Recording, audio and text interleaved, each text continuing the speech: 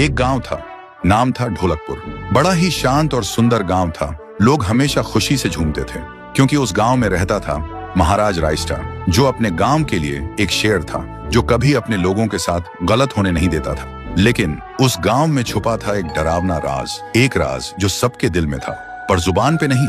गांव के बीच एक सूखा हुआ पेड़ था जिसे लोग कहते थे श्रापित पेड़। ना कोई उसके पास जाता, ना कोई उससे आंख मिलाता। हर पूर्णिमा के अगले दिन उस पेड़ के नीचे एक लाश मिलती थी। लोग कहते, रात में कोई आता है और लाश छोड़ जाता है, लेकिन कभी किसी ने कुछ देखा नहीं, और देखता भी कैसे। जो देखता वो अगले दिन पेड़ के नीचे होता था। एक दिन रायस्टार ने ठान लिया, बस अब और नहीं, इस राज का अंत मैं ही करूंगा, क्योंकि ढोलकपुर का नाम मिट्टी में मिल रहा था। फिर एक पूर्णिमा की रात रायस्टार चुपके से जाकर पेड़ के पास बैठ गया। रात के 2 बजे एक आवाज आई, थुम थुम थुम थुम थुम थुम थुम थुम थुम सहूर। और फिर वो पेड़ भूत में बदल गया। वो भूत कुछ अजीब सा था, एक भयानक शैतानी हंसी वाला चेहरा, आंखें बड़ी बड़ी। वो पेड़ चल के एक घर के गेट को जोर जोर से खटखटाने लगता है। तभी एक आदमी डर के मारे आवाज सुन के बाहर निकलता है। वो भूत अपने लकड़ी जैसे हाथ से एक ऐसा थप्पड़ मारता कि उसकी सांस वहीं थम जाती है, और उसी जगह उस लाश को ले जाता है और वापस फिर से पेड़ बन जाता था। देखते ही रायस्टार का दिल कांप जाता है, पर वो कुछ बोलता नहीं।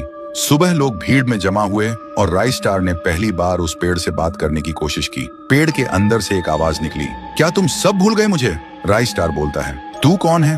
पेड़ बोलता है, मैं हूँ ठुन ठुन ठुन साहुर। एक वक्त था जब मैं भी इस गांव का एक प्यारा सा बच्चा था, लेकिन 100 साल पहले मुझे इसी पेड़ से रस्सी बांधकर उल्टा लटका दिया गया, गांव वालों की आंखों के सामने, और मेरी मौत को तमाशा बना दिया गया, सिर्फ इसलिए क्योंकि मैंने एक राज देख लिया था जो लोग छुपाना चाहते थे।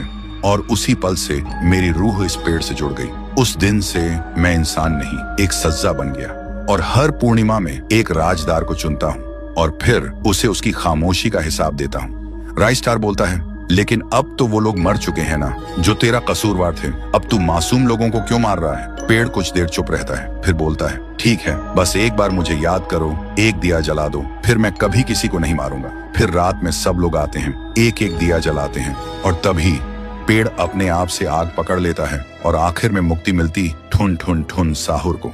उस दिन के बाद गांव में कभी कोई लाश नहीं मिली। हर पूर्णिमा में लोग एक दिया जलाकर उसकी यादों को जिंदा रखते हैं, क्योंकि अगर भूल गए तो सपने में एक आवाज सुनाई देती थी, थुम थुम थुम थुम थुम थुम थुम थुम थुम सहूर।